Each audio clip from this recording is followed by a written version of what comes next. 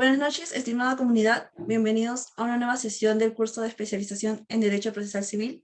En esta oportunidad tenemos el grato placer de contar con la presencia del doctor Jaime Heredia, quien es socio del estudio Rodríguez Angobaldo Abogados, es abogado por la Universidad de San Martín de Porres y tiene estudios concluidos en la maestría en Derecho Procesal en la misma casa de estudios. Ha sido docente en dicha casa de estudios de los cursos de Derecho Procesal Civil y Procesos Civiles de Cognición.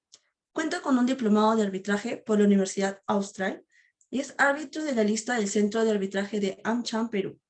Participa como expositor en eventos académicos sobre arbitraje y derecho procesal a nivel nacional e internacional. Estimado doctor, le cedemos el uso de la palabra. Bien, muchas gracias y ya buenas noches. Para mí es un gusto poder compartir esta hora con ustedes, reiterando mi agradecimiento a Bill Lawyer por la invitación. Se me ha pedido que toque con ustedes lo relativo a los procesos sumarísimos.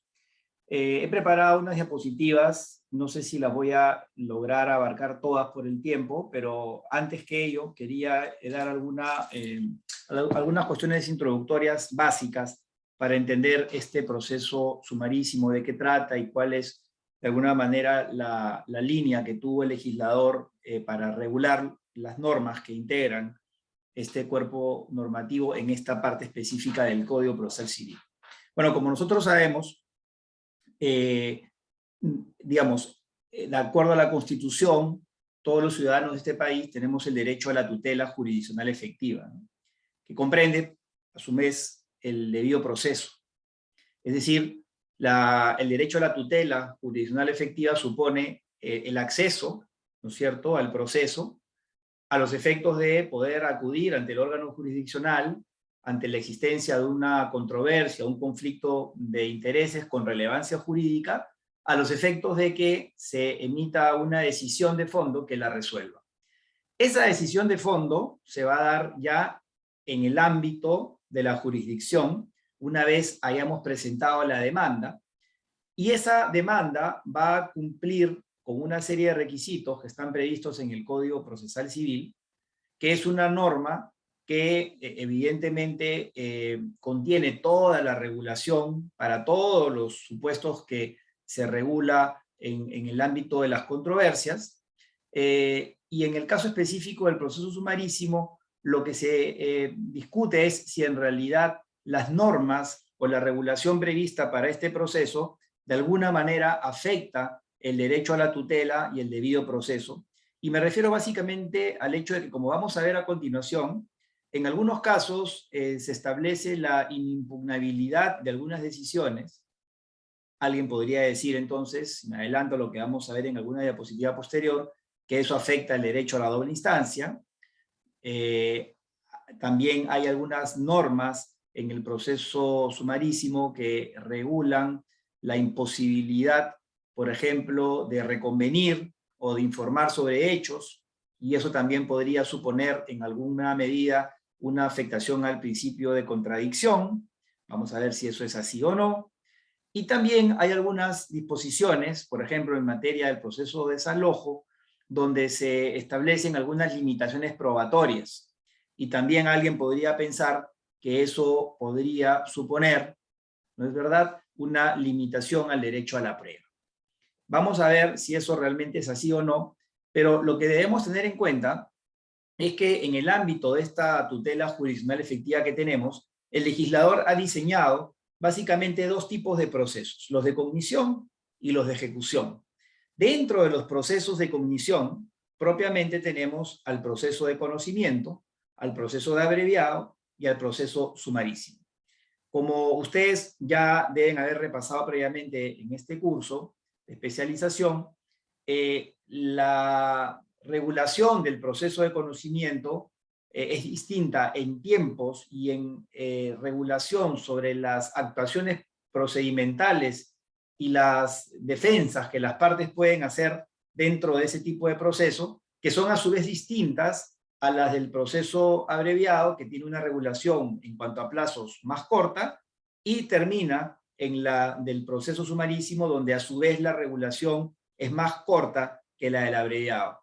Y eso tiene que ver con, básicamente, la determinación del legislador de que en estos tres tipos de procesos de cognición se ha diseñado cuáles son las pretensiones que deben ser ventiladas en cada uno de estos procesos.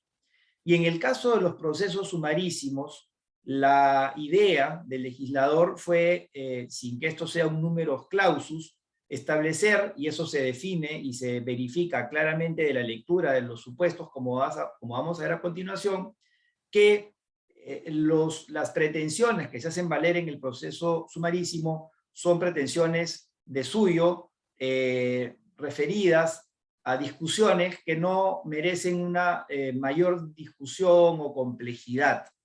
Y por eso se establece la tramitación de estos pedidos en el proceso sumarísimo, sujeto, como ya hemos visto, a plazos que son mucho más breves, ¿no? Porque, por ejemplo, solo para marcar la diferencia, en el caso de una contestación de demanda en el proceso sumarísimo, vamos a tener solamente 5 días hábiles, en tanto que en el abreviado vamos a tener 10 y en el de conocimiento vamos a tener 30 días.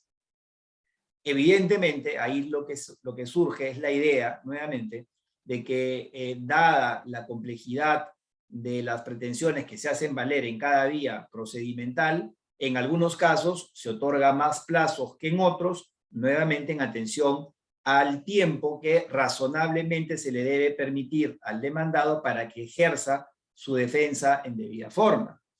Y entonces, estas son las pretensiones que se hacen valer en la vía del proceso sumarísimo. Y no es coincidencia ni casualidad que además la primera pretensión que aparezca regulada para ser tramitada en el proceso sumarísimo sea efectivamente el de alimentos. Porque creo que nadie puede discutir que dentro de las pretensiones que tuvieran una necesidad de tutela en una vía mucho más corta, y eso tiene que ver con la respuesta de la justicia a esas pretensiones que son urgentes, el alimento lo es de suyo el más urgente, porque tiene que ver con un derecho vinculado a la subsistencia de un ser humano, que es el alimentista, y que se encuentra en un estado de necesidad. Y por esa razón, es una pretensión que es atendible, sea tramitada en la vía sumarísima. Y porque además, al margen de las regulaciones propias de este proceso específico o de esta pretensión específica que están reguladas en el Código Procesal Civil, la actuación probatoria tampoco es pues muy compleja, ¿no?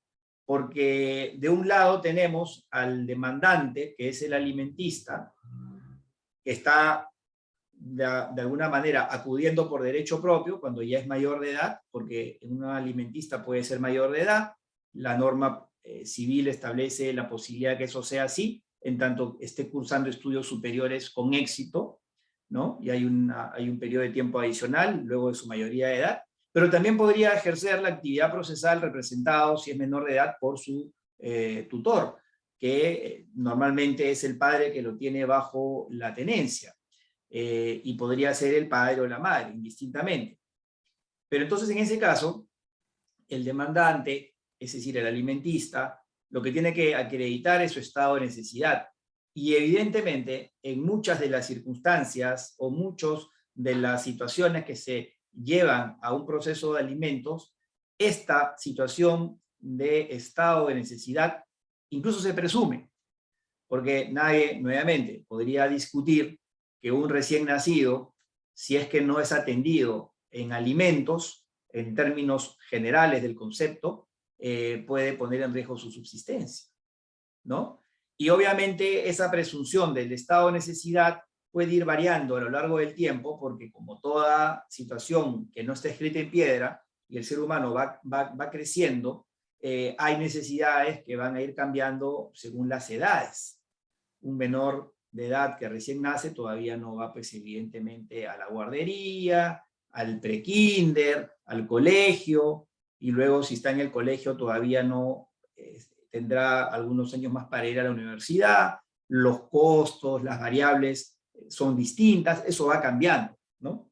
Por esa razón también, en el proceso de alimentos se permite, o en la pretensión de alimentos se permite también la reducción de alimentos, el aumento de alimentos, la exoneración de alimentos, la extinción de los alimentos, del derecho me refiero, y todo esto vinculado a que en el caso del demandante, como ya dije, tiene que probar su estado de necesidad, y en el caso del demandado, lo que se tiene que acreditar es su capacidad económica para poder asistir al alimentista en estado de necesidad.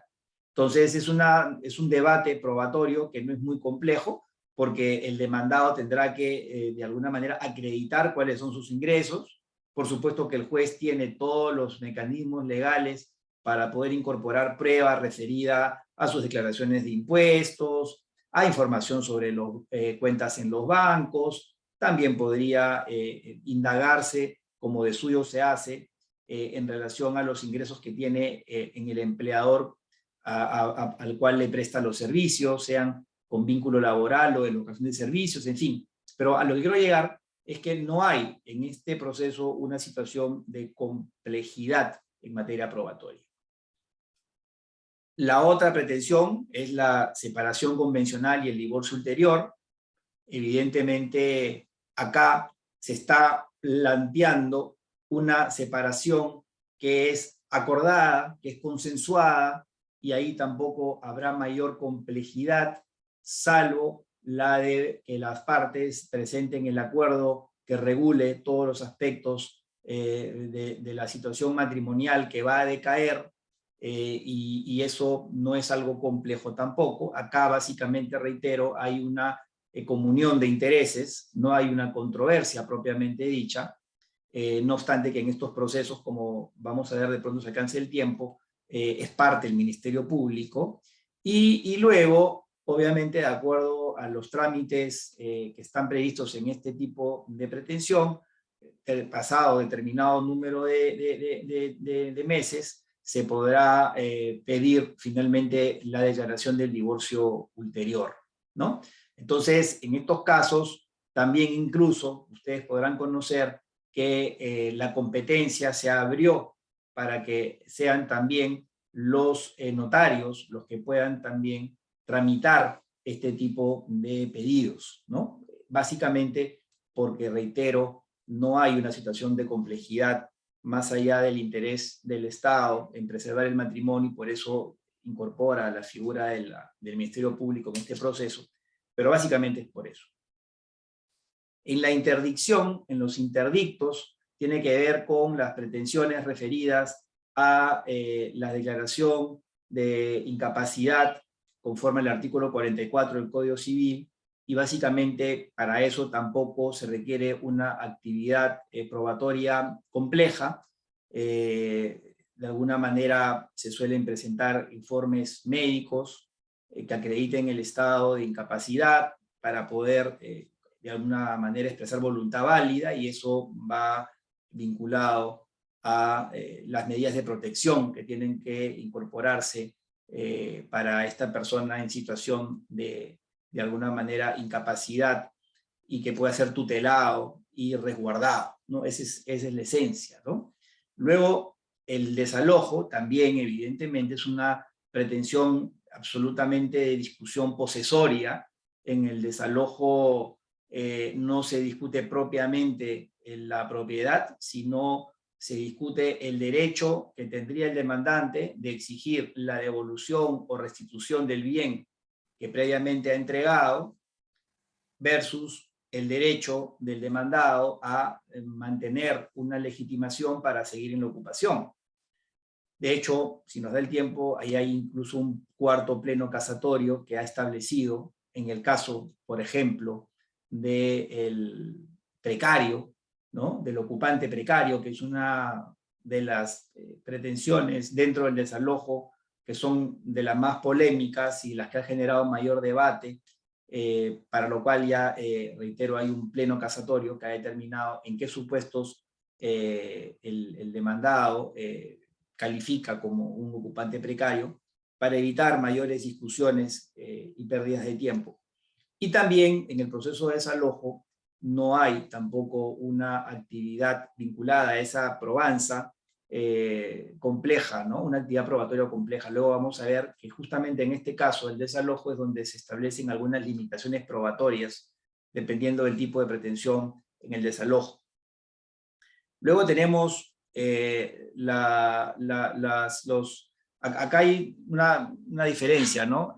No lo he hecho en orden. Hablaba de la interdicción, ahora vamos a hablar de los interdictos, ¿no? que es otra figura que también tiene que ver, otra institución que tiene que ver con el derecho de posesión también, ¿no? Es una defensa posesoria, y también hay, en el caso de la regulación en sede nacional, lo que se regulan son los interdictos de retener y el interdicto de recobrar.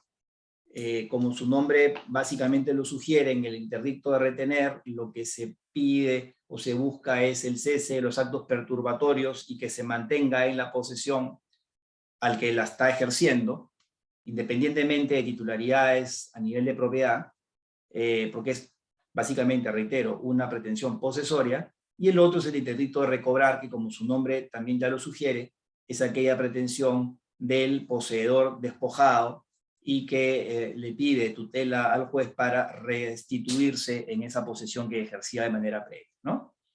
Luego tenemos otras pretensiones, por ejemplo, las que no tienen vía procedimental propia, y esto tiene que ver con que en las distintas normas sustantivas y en algunas disposiciones del propio Código Procesal Civil, en el proceso de conocimiento abreviado y en este sumarísimo, hay algunas pretensiones que sí se califican o se asignan a una vía procedimental determinada.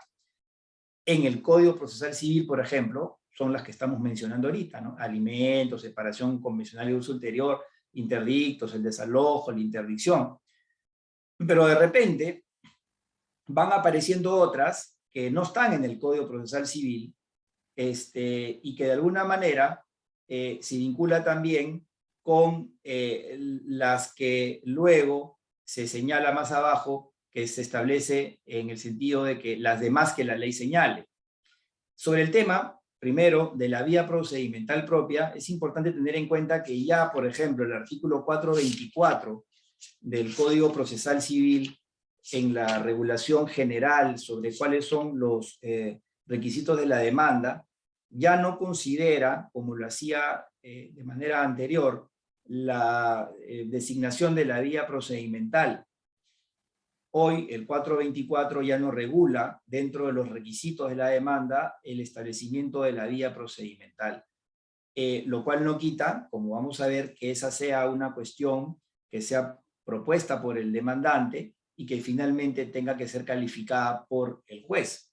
Porque es perfectamente posible que, y además, si uno revisa, con cargo a lo que estoy diciendo, en el caso, por ejemplo, del proceso de conocimiento, ¿no?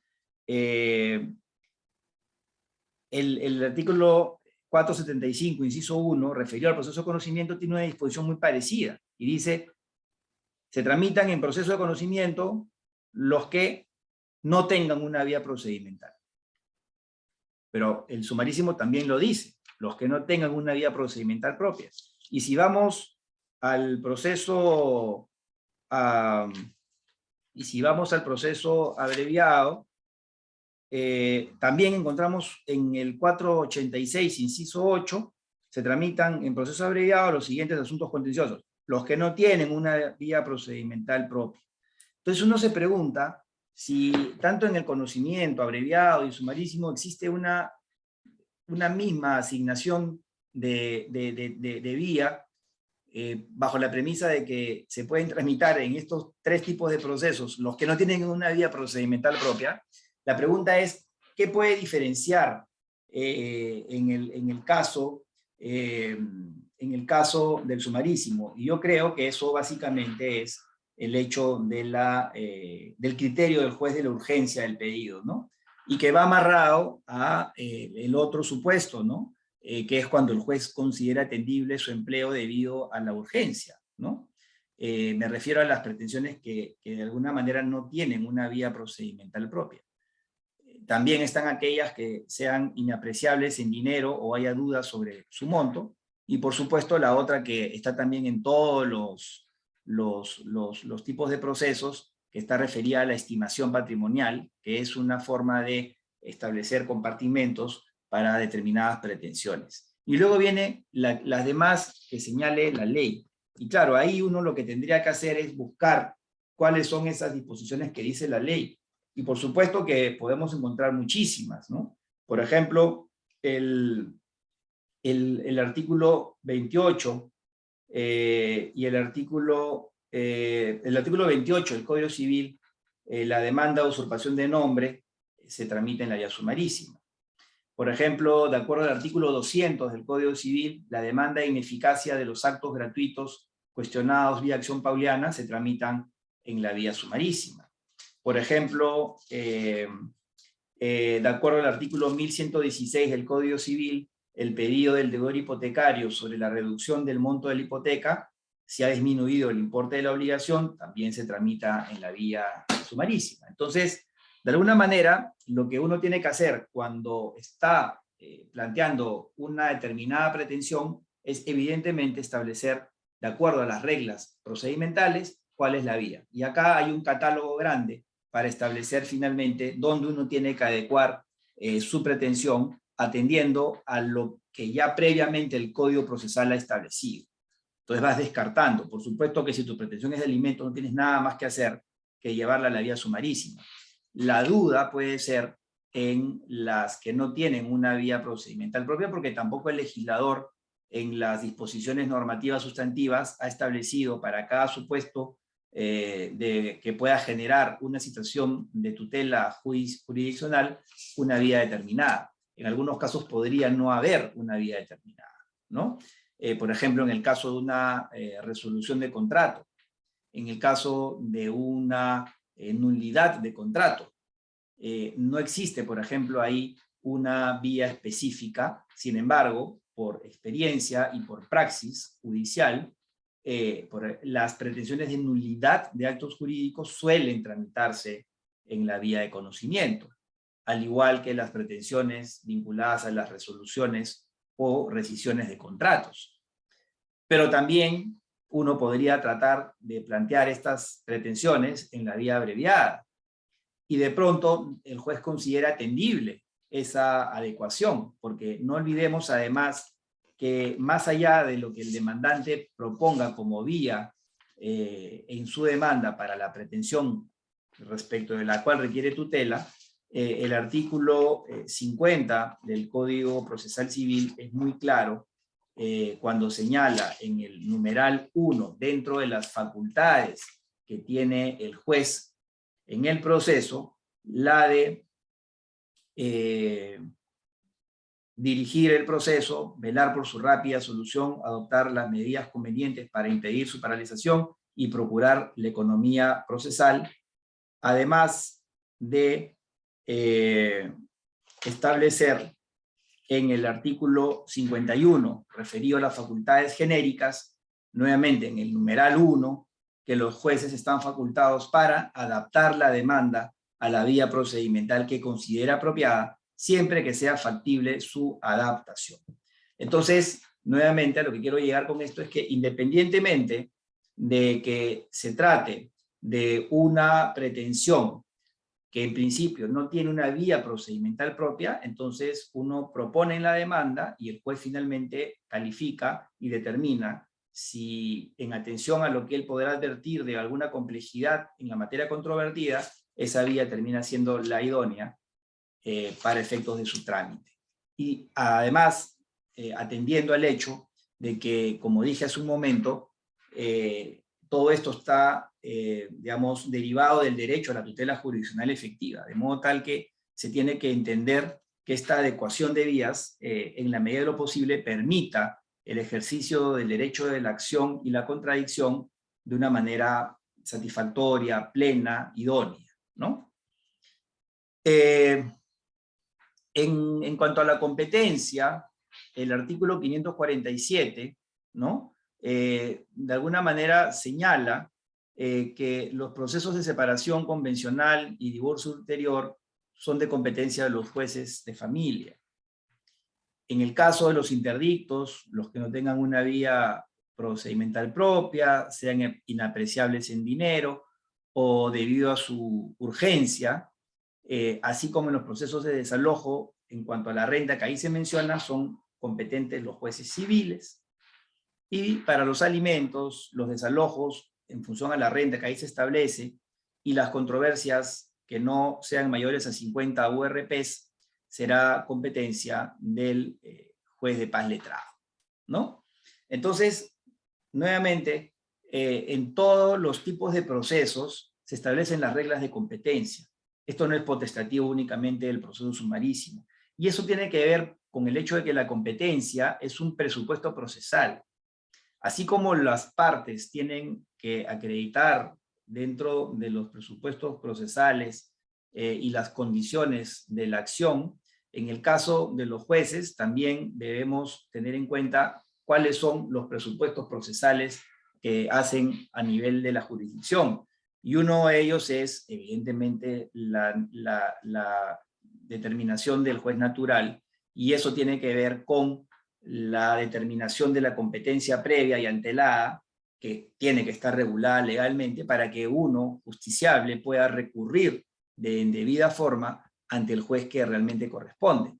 Porque de lo contrario, en caso no se pudiera, en caso no se estableciera, mejor dicho, de manera correcta la competencia del juez, salvo la territorial, que es prorrogable, si fuera una competencia por razón de cuantía o una competencia por razón de materia o de especialidad, entonces va a suponer la inhibición del juez que recibe la demanda para derivarla al juez que resulta competente. Porque obviamente el juez tiene que radicar competencia en función a la pretensión que está o que va a ser materia de tutela, y tiene que autocalificarse si es que está él asumiendo una competencia válida, ¿no?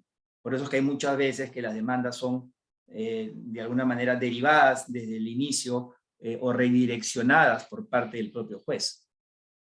Es importante también tener en cuenta esto que establece el artículo 547 en relación al supuesto referido a la, perdón, ¿cuál es este acá? Sí, al hecho de que en los casos en los que el juez considere que la controversia debe ser tramitada en la vía sumarísima por su urgencia, esa decisión es inimpugnable, ¿no?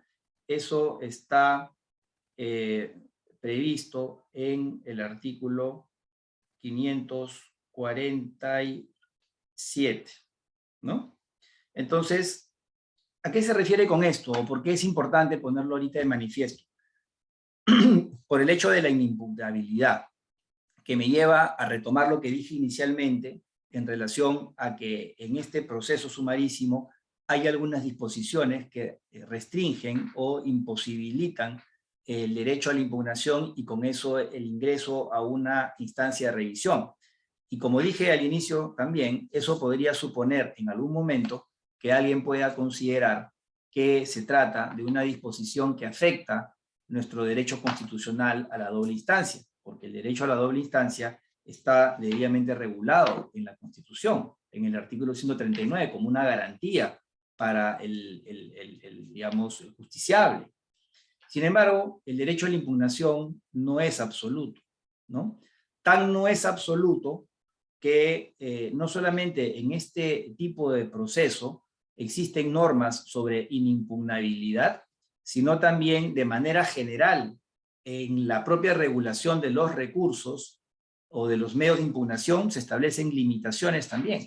Por ejemplo, me acuerdo en este momento del recurso de reposición.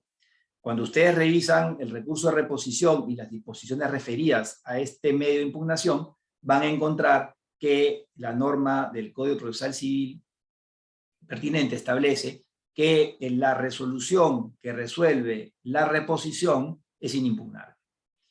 Y trayendo a colación ese ejemplo, y para explicar por qué también acá se establece, para este caso específico, la inimpugnabilidad, está referido al hecho de que en el caso de la reposición, como ustedes recordarán, la reposición sirve para pedirle al juez que revoque un decreto y que lo sustituya por otro decreto. Y entonces estamos hablando que los decretos son resoluciones de mero trámite o de impulso en el proceso. ¿Qué quiere decir eso? Que son resoluciones que ni siquiera son interlocutorias, que son resoluciones que no resuelven nada, que son de impulso y que por ende no haría sentido plantear la posibilidad o permitir la posibilidad de que una decisión vinculada a la negación o al rechazo de una reposición o a la estimación favorable del mismo, según la parte que pueda considerarse agraviada, dé lugar a una instancia de revisión respecto de algo que no tiene mayor significación dentro del proceso, porque no son cuestiones relevantes. Acá también el legislador ha visto por conveniente que en este caso específico, si el juez considera que la controversia debe ser tramitada en la vía sumarísima por su urgencia, por supuesto, motivadamente, porque tiene que establecer cuál es la razón para que eso sea así, entonces la norma dice que esa resolución es inimpugnable. Alguien incluso podría sostener, bueno, entonces es inimpugnable en la medida que se cumpla la premisa de la motivación, porque si entonces no motiva, entonces lo de inimpugnable no podría caminar, porque entonces ahí sí habría una arbitrariedad.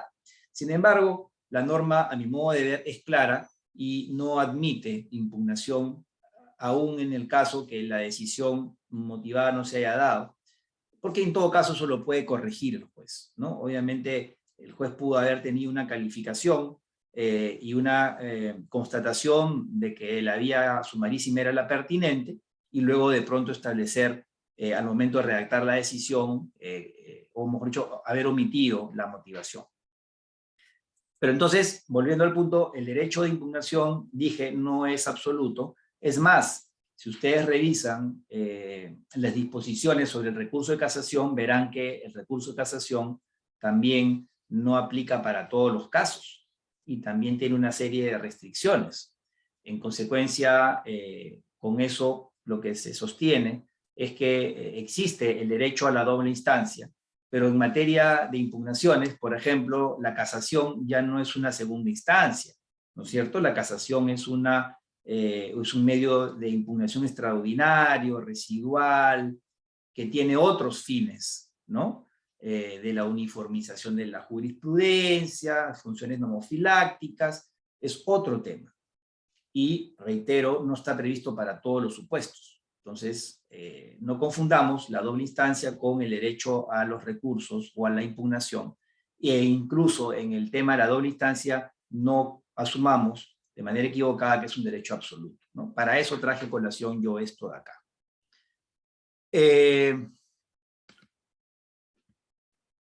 Entonces, claro, el artículo 551 del Código Procesal Civil establece que al momento de calificar una demanda que se debe tramitar, obviamente, en el proceso sumarísimo, el juez puede adoptar evidentemente tres decisiones. Una, por supuesto, inicial es admitir a trámite la demanda, pero pueden darse dos supuestos, ¿no es cierto? La declaración de inadmisibilidad o la declaración de improcedencia. Artículo 551 del Código Procesal Civil. Entonces, dice claramente que el juez, al calificar la demanda, puede proceder conforme al artículo 426, que regula los supuestos de inadmisibilidad, o puede proceder conforme al artículo 427, que regula los supuestos de improcedencia, que son situaciones distintas. Es más, un juez puede declarar inicialmente una demanda o calificarla como inadmisible por el incumplimiento de los requisitos para la presentación de la demanda y otorgar un plazo, que en este caso, según el artículo 551, solamente va a ser de 3 días. Y por supuesto que es de 3 días, porque 3 días, nuevamente, es un plazo corto vinculado a una pretensión que tampoco es compleja. Entonces, nuevamente, los plazos acá juegan un papel importante y son cortos, nuevamente atendiendo a que no se necesita mucho más tiempo, o no debería necesitarse mucho más tiempo, a los efectos de poder subsanar alguna inadmisibilidad que ha sido verificada al momento de calificarse la demanda. La misma norma establece que esa decisión es inimpugnable. Nuevamente, no hay una restricción acá inconstitucional al derecho a la impugnación, sino que nuevamente el legislador, por conveniencia, ha decidido que para esta situación, que es ajena a una alta complejidad o de controversia, no se permita la impugnación. Y claro, la norma dice que si el juez declara la inadmisibilidad, le da el plazo y le da un apercibimiento, que es la de declarar el archivo del expediente. Es decir, oiga, le doy 3 días de plazo para que usted subsane A, B, C. Si no cumple usted con subsanar dentro del plazo, entonces archivo el caso. Eso no quita que luego el demandante pueda reproponer la demanda e incluso agregar a la demanda aquello que en la primera calificación fue omitido y por un tema de tiempo no pudo presentar. Porque finalmente el archivo del expediente por la no subsanación de una demanda no es una resolución de cosa juzgada porque no resuelve sobre el fondo. Entonces, tranquilamente se podría reproponer la demanda, obviamente presentada ya en debida forma. Pero también, reitero, puede declarar la improcedencia de la demanda. Esa improcedencia es evidentemente liminar, es decir, que se da en el acto de la calificación. En este caso, el juez no le da un plazo para subsanar, simplemente verifica que se presenta alguno de los supuestos previstos en el artículo 427, como por ejemplo puede ser que el demandante carezca evidentemente de legitimidad para obrar, que el demandante carezca manifiestamente de interés para obrar, que advierta la caducidad del derecho, por ejemplo, en una pretensión de rescisión o de lesión, que no exista conexión lógica entre los hechos y el petitorio de la demanda, o que el petitorio fuese jurídica o físicamente imposible. Evidentemente, acá lo que hay que tener en cuenta es que el juez no puede, en esta evaluación de calificación inicial de la demanda, rechazarla haciendo o utilizando alegaciones o consideraciones de fondo, porque eso sí afectaría el derecho a la tutela. Yo he visto varios casos cuando el juez declara la improcedencia de la demanda y lo hace, obviamente, sustentándose en alguno de estos 5 incisos que acabo de leer, pero en el fondo lo que ha hecho es un adelanto de opinión sobre la pretensión, y eso sí afecta el derecho a la tutela jurisdiccional, porque en la etapa de la calificación de la demanda lo que el juez tiene que advertir es la invocación del interés para obrar o de la legitimación para obrar, pero todavía no puede resolver sobre el derecho del demandante, ni sobre el fondo de la pretensión, porque eso recién lo puede hacer en la sentencia. Hace poco tuve un caso donde, claro, a mi cliente le llega el recurso de apelación de la improcedencia de la demanda y le anuncié que yo había verificado, a mi modo de entender, que el juez de primera instancia se había excedido en la declaración de improcedencia porque había entrado a temas de fondo, que por cierto le convenían a mi cliente, pero no era una situación regular porque se había adelantado una situación que debe darse recién en la sentencia, y le dije que era muy probable que esa apelación sea revertida en términos, mejor dicho, esa decisión sea revertida en términos de que la sala superior anule y le ordene al juez la calificación de la demanda sin considerar aspectos de fondo, como terminó pasando en este caso. En el tema de las excepciones y defensas previas, lo importante acá es que, de acuerdo al artículo 552, sí se permite la proposición de excepciones y defensas previas, con la precisión de que éstas deben realizarse al mismo momento de contestar la demanda. Y esto es así porque para el caso, por ejemplo, del proceso sumarísimo, tenemos que en relación a los plazos, cuando vamos a ver si admite a trámite la demanda, se le da un plazo de 5 días al demandado para que la conteste y proponga las defensas previas y las excepciones que correspondan, que tienen que realizarse si es que es del caso, que se planteen con la contestación de la demanda. A diferencia de lo que pasa en el proceso abreviado y en el de conocimiento, donde, por ejemplo, en el proceso abreviado se tiene un plazo de 5 días para formular excepciones, y en el proceso de conocimiento se tiene 10 días para formular excepciones. Es decir, en el proceso abreviado y en el de conocimiento, las excepciones se presentan en temporalidad de manera previa a la contestación de la demanda. En el proceso sumarísimo se presentan conjuntamente con la demanda, y acá también hay una limitación probatoria, en el sentido de que, al igual que las cuestiones probatorias, que vamos a ver también, los medios de prueba solamente pueden ser de actuación inmediata.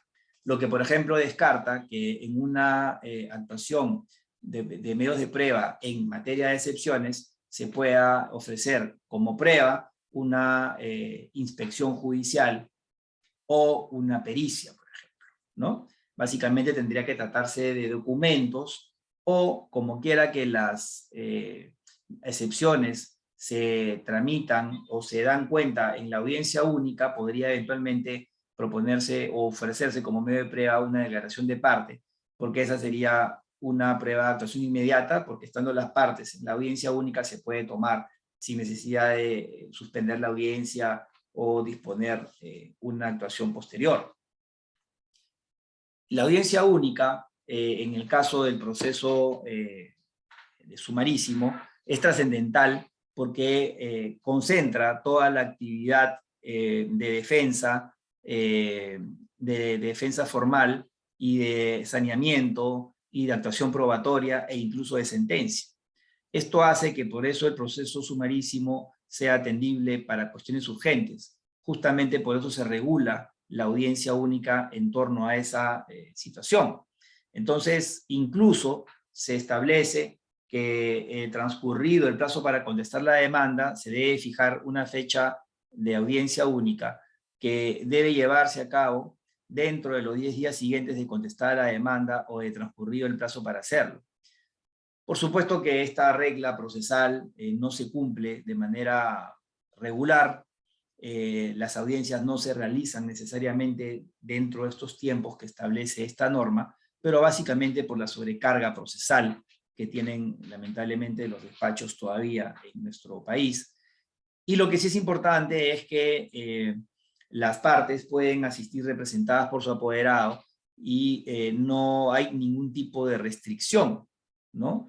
De modo tal que evite a través de alguna situación de mala fe o de abuso del proceso la imposibilidad de que una parte alegue, ¿no?, en buena fe, de que no pudo ir a la audiencia porque tenía otras cosas que hacer, ¿no? Porque como quiera que la norma permite que puedan ser representadas por su apoderado, una parte en un proceso sumarísimo diligentemente, y sobre todo la parte demandada, que es la que tiene de alguna manera la pretensión en su contra, tendrá que proteger su derecho a la defensa a través de un apoderado, ¿no? Pero el argumento de que está mal de salud o enfermo, en principio, no sería un motivo atendible para diferir o reprogramar una audiencia en la medida que el juez puede considerar que lo puede hacer o puede concurrir a través de un apoderado.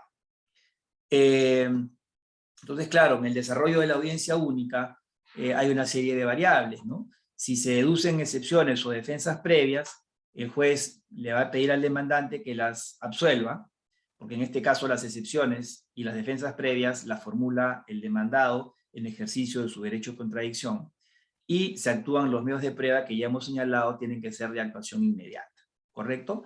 Si se declaran infundadas las excepciones o las defensas previas, se declara saneado el proceso, y con la intervención de las partes se fijan los puntos controvertidos y obviamente se determinará lo que será materia de prueba en función a los puntos controvertidos. Esto es importante porque los puntos controvertidos sirven para establecer el tema decidendum y a partir de ahí, en base a ello, establecer cuáles son los medios de prueba que las partes han aportado que van a ser relevantes o de necesidad de revisión y valoración por parte del juez, porque hay algunos que, dependiendo de lo que se fije como puntos controvertidos, pudieran no ser admitidos por estar fuera de ese requerimiento o de esa posibilidad probatoria, ¿no? Defensas previas, por ejemplo, se me ocurre que puede ser, las expresiones ustedes las conocen, una defensa previa que se usa muy seguido a veces es cuando la parte demandante no concurrió o no activó el procedimiento de conciliación previo cuando es obligatorio, y la defensa previa lo que hace es anunciarle al juez que hay un problema en la relación jurídica procesal porque hay una omisión de cumplimiento de un procedimiento conciliatorio previo, ¿no? Entonces, actuadas las pruebas, que obviamente tienen que ser de actuación inmediata, ¿no? El juez concede el informe oral a las partes, y en esta audiencia el juez podría emitir la sentencia o diferirla para un plazo posterior de 5 días. Dije en su momento, eso no sé si lo tengo por acá, ¿no? Sí, acá, ¿no? Voy a saltarme un ratito. Que en este proceso no son procedentes ni la reconvención ni los informes sobre hechos. Entonces, claro, en la reconvención de lo que se trata es de poder articular en un solo proceso, dentro del ejercicio del derecho de contradicción del demandado, en la posibilidad de plantear una pretensión propia contra el que lo ha demandado inicialmente. Y esa posibilidad de reconvención sí se permite en el proceso de conocimiento y en el abreviado, precisamente por situaciones de que se trata de procesos que tienen una regulación más amplia, más lata, y que permiten una actividad procesal un poco más intensa y compleja. Acá, en el proceso sumarísimo, el legislador ha determinado, como ya lo hemos visto, que no se trata de pretensiones en general que deban merecer una actividad compleja a nivel probatorio y a nivel controversial jurídico, y por ende la reconvención se ha descartado, ¿no? Entonces, en este caso, si el demandado quisiera a su vez plantear alguna pretensión que está conexa a la que ha hecho valer el demandante, tendrá que, vía acción, iniciar su pretensión. Y claro, alguien podría decir al final se terminaría produciendo una acumulación de procesos, ¿no? Pero en principio reconvención no procede. Y los informes sobre hechos tampoco. ¿Cuáles son los informes sobre hechos? En las vistas de causa o en el informe oral que se realiza al término de cada instancia, se puede hacer un informe sobre derecho y sobre hecho. En el proceso sumarísimo, el informe sobre hechos no está permitido y es el referido o es el que normalmente hace la parte de manera directa, que puede ser el representante de la empresa o puede ser la persona natural que es demandante o demandada, sobre cuestiones absolutamente fácticas del caso, ¿no? Que puedan, desde su propia experiencia o porque son ellos los actores centrales de la controversia, puedan darle al juez alguna mayor información que sea relevante para resolver la controversia. Entonces, los informes sobre hechos no van a ser posibles en el proceso sumarísimo, solamente los de derecho, y como consecuencia de ello, los informes de derecho solamente los podría hacer el abogado que tiene a cargo la defensa. Pero en los procesos de conocimiento y en los de abreviado, es posible perfectamente que la parte pueda también, en el acto del informe oral, ejercer su derecho de manera directa.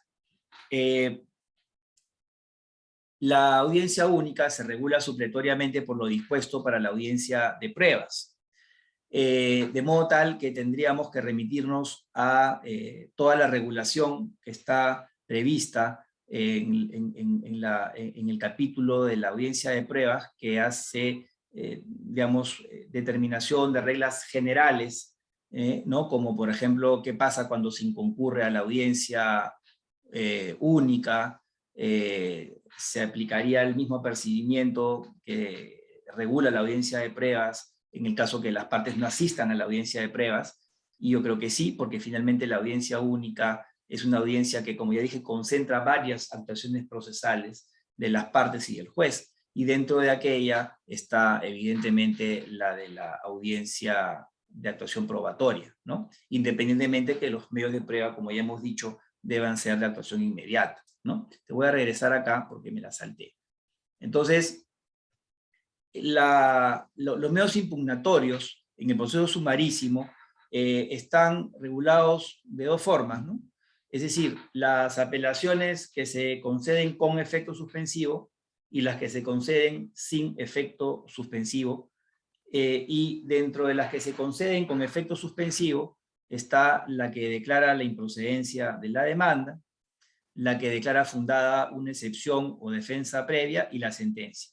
Y esto tiene que ver con que en estos tres supuestos, las decisiones que están vinculadas a estas impugnaciones tienen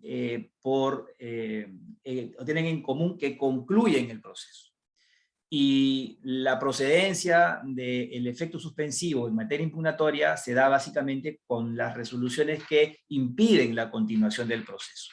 Qué duda cabe de que una resolución que declara improcedente la demanda impide la continuación del proceso porque no está admitida la demanda, ¿no es cierto? La misma forma, la que declara fundada una excepción o defensa previa, en tanto que se trata de una excepción perentoria, evidentemente tendría que darse lugar a la determinación del efecto suspensivo, porque también concluye el proceso.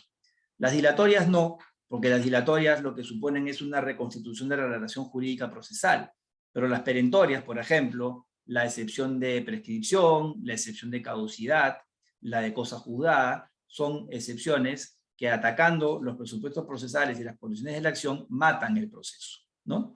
Y las otras son apelaciones que se conceden sin efecto suspensivo, es decir, en el ámbito de la apelación con efecto suspensivo quiere decir que los efectos de esa decisión quedan todavía suspendidos y por ende no puede a partir de ello iniciarse o derivarse algún efecto inmediato.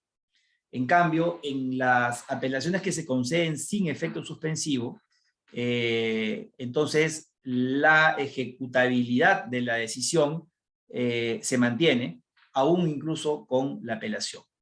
Y por ejemplo está ahí la sentencia del proceso de alimentos que en regulación específica establece que no suspende su ejecutabilidad por el hecho de la apelación. Y ahí nuevamente tiene que ver con el hecho de la premisa que hemos referido al inicio de esta exposición sobre que qué duda cabe que alimento es subsistencia y subsistencia es tutela urgente y hay que proteger y dotar de ciertos mecanismos procedimentales que hagan satisfacción de la pretensión de una manera mucho más expeditiva, ¿no?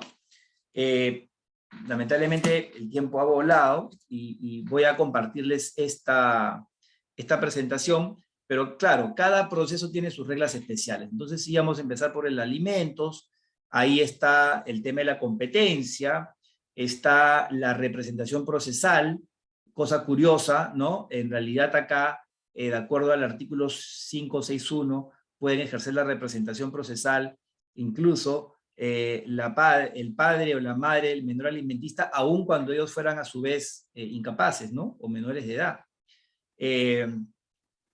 Luego, en el caso de la contestación de la demanda, como les había dicho hace un momento también, hay algunos requisitos esenciales, obligatorios, como las declaraciones de impuestos, porque se tiene que evaluar la capacidad contributiva o de generación de ingresos del que tiene la obligación de prestar el alimento. La ejecución anticipada y forzada, ¿no? Acá es lo que se señalaba en el caso de que la apelación de la sentencia de alimentos no suspendía la posibilidad de ejecutar. Luego, en la separación convencional y divorcio ulterior, señalar, como ya lo dije, que en este proceso el Ministerio Público interviene como parte, pero con la precisión de que solo es así en el caso los cónyuges tuvieran hijos sujetos a patria potestad, contrario sensu, si los padres o los cónyuges que están proponiendo su separación de manera mutuada, acordada, convencional, no tienen hijos menores de edad, entonces el proceso será mucho más expeditivo porque el Ministerio Público no va a intervenir ahí como parte, ¿no?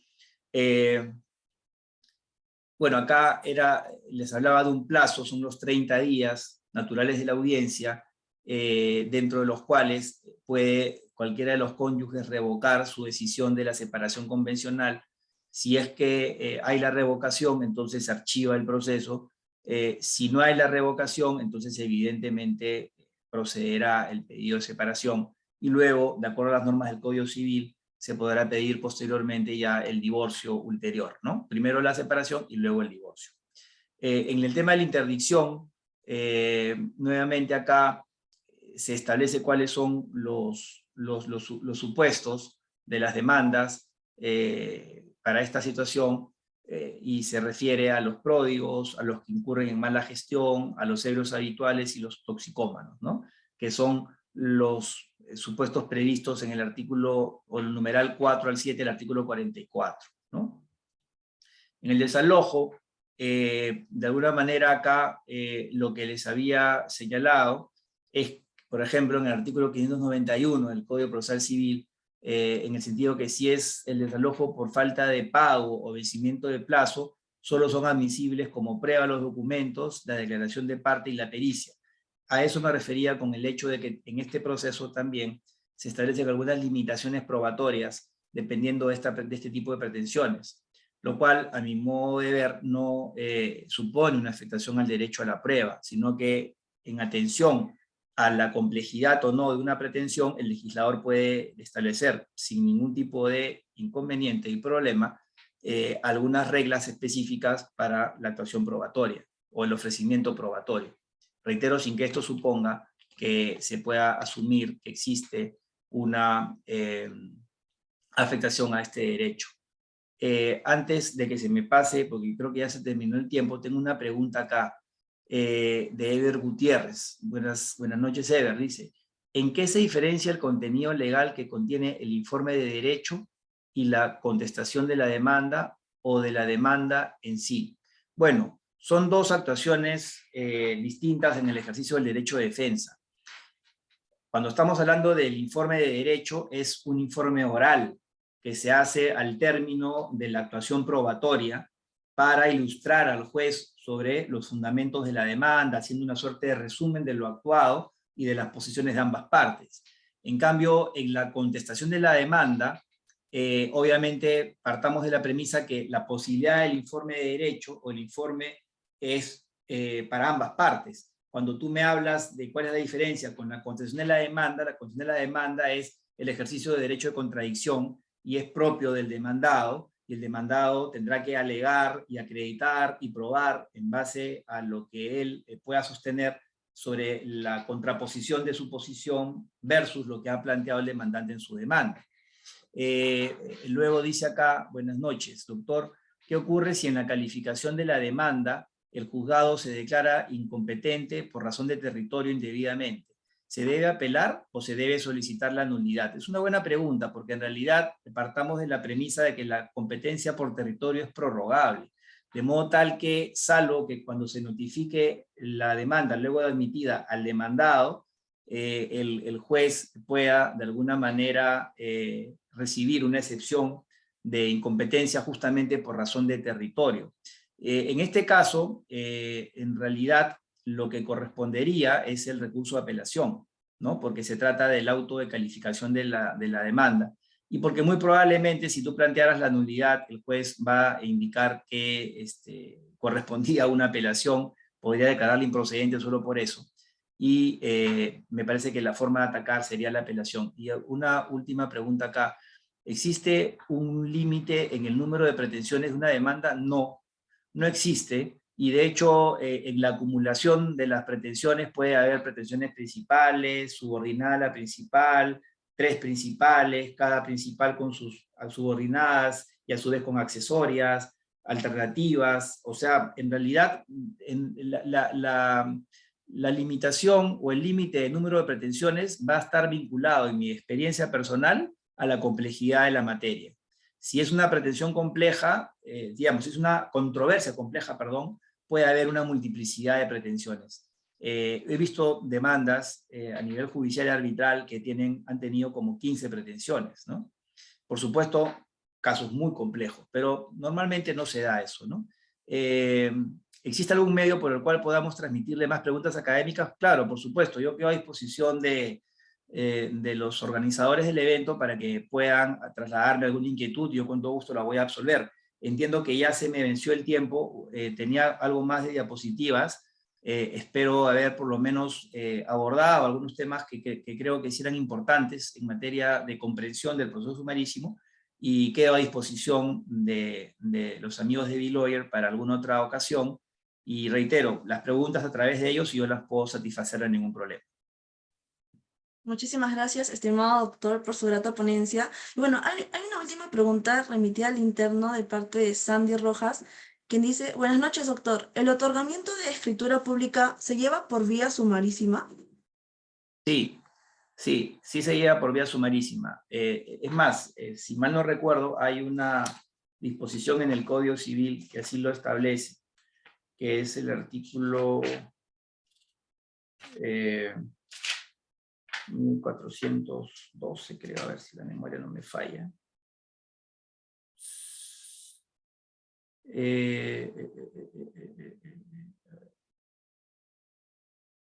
A ver. No lo encuentro, pero en mi experiencia, las pretensiones para otorgamiento de escritura pública las hemos tramitado en sumarísimo. Porque en realidad, como lo que se trata ahí básicamente es la de exigirle a la parte contraria el cumplimiento de una obligación formal, no es una cuestión compleja, ¿no? Sí. No recuerdo en este momento, honestamente, si hay una precisión sobre la vía, pero a mi modo de ver sí sería la sumarísima. Bueno, muchas gracias, estimado doctor. De parte del equipo de... Perdón, Sí, respondo. no hay problema. Encontré la norma, 1412. Si por mandato de la ley o por convenio debe otorgarse escritura pública o cumplirse otro requisito que no revista la forma solemne prevista legalmente o la convenida por las partes por escrito o ocasión de nulidad, estas pueden compelerse recíprocamente a llenar la formalidad requerida. La pretensión se tramita como proceso sumarísimo. Artículo 1412. Código Civil. Excelente, doctor. Muchísimas gracias por absolver las preguntas. Y bueno, de parte del equipo de B-Lawyer le extendemos un grato agradecimiento por su tiempo y por su grata ponencia, así como también esperamos contar con usted en una siguiente oportunidad y que tenga un excelente fin de semana. Ok, nuevamente gracias por la invitación. Quedo a disposición para cualquier otra oportunidad que consideren mi participación, y les deseo también a todos ustedes un buen fin de semana. Muchas gracias y buenas noches.